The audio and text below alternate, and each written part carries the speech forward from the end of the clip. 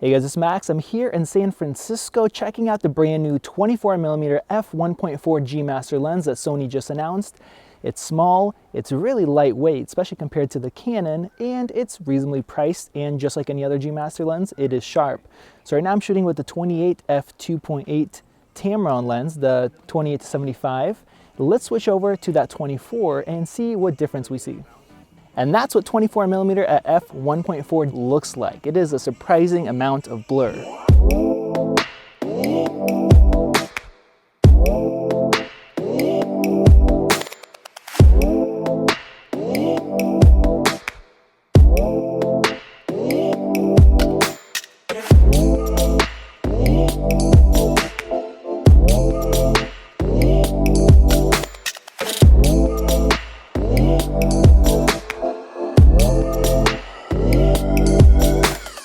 Sony really made a big point about how light and small this lens is, and you guys are seeing the specs on screen right now. It definitely is the case, but it's even more impressive when you actually hold it in your hand compared to, let's say, the Canon version. And don't take my word for it. Just take a look at Jason Wong's expression when he got his hands on these lenses. And just like the other G Masters, I expect it to be very good. They had some prints side by side against the alternatives, which looked great. The corner sharpness looked really good, and they talk about using a different element in the very front, which is very hard to produce and make lenses that way, but it really helps, especially with the corner contrast and sharpness. Another thing they mentioned multiple times is that the manual focusing ring is linear now, instead of adjusting based off of your speed. I haven't tested it just yet, but I definitely am excited to check that out.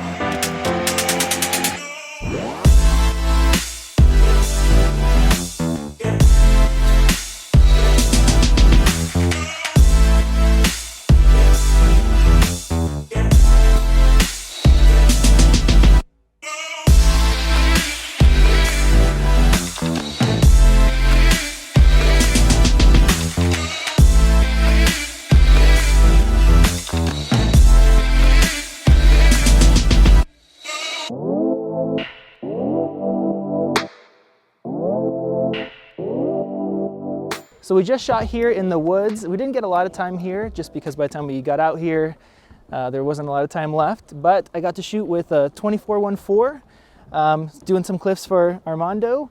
I'll have his link to his channel in the description. And so far I'm impressed, especially if you want to get wide angle with really shallow depth of field. It does a great job, as you guys can see in some of these shots. The tracking for the autofocus is a little bit slower than other Sony lenses, so I would suggest to kick it up from normal to fast.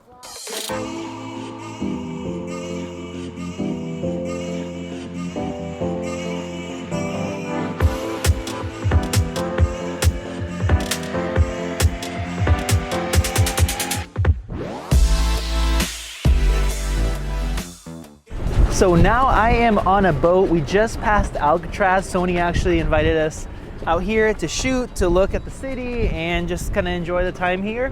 As far as the lens, I did switch it from normal autofocusing to the fast autofocusing mode. It does seem a little bit slower, especially when you're close to the lens.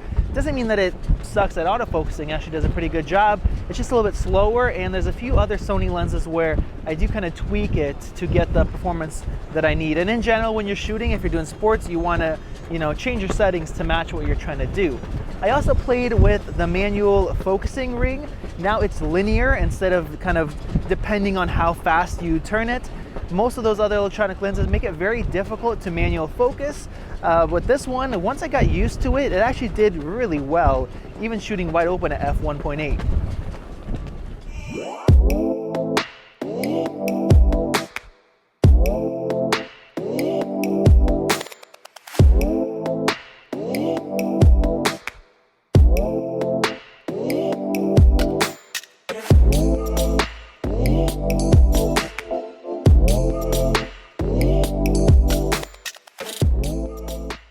There's a couple other things I want to mention. First off, you do have a customizable button and an aperture ring, so you can select aperture on the lens itself or set it to A, that way you can control it from the body, and that is both clicked and declicked, which is great for video.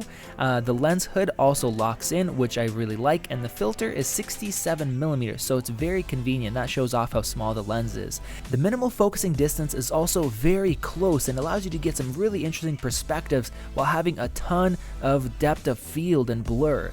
And the aperture is 11 bladed, so you're gonna get ultra smooth bokeh, and like you guys have seen from the shots, they are very nice and sharp with a lot of contrast, very little distortion if any, and I'm not seeing any vignetting. And most of these shots here that you guys saw in the video were shot wide open at f1.4 with an ND filter to lower down my shutter speed. So overall, I am very impressed with this lens, and I will be buying this lens when it ships for all of the reasons that I already mentioned. And the biggest one is the fact that you can get such a wide field of view while maintaining a shallow depth of field, and it gives you such an interesting perspective that is hard to match with other cameras and lenses. If you do night photography and you shoot the sky and stars, this lens is going to be awesome because they really showed how little sagittal flaring you get compared to all of the competition, which ends up having your stars kind of spread out vertically with this flaring, and it looks much better without it.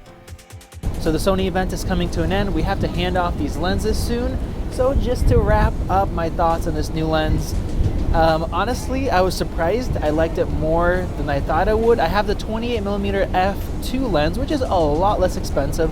Optically, this one is a lot better. It's a lot larger and heavier, but it is really small and light for the kind of lens that it is.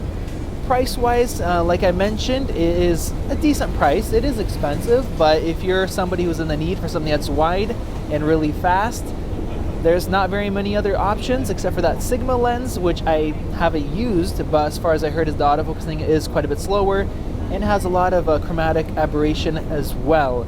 So I think if you're a Sony shooter, you're looking for something wide and fast, this is going to be a good option. So if you guys want to see more videos, make sure you guys do subscribe, enables notifications. This has been Max, and I will see you in the next one.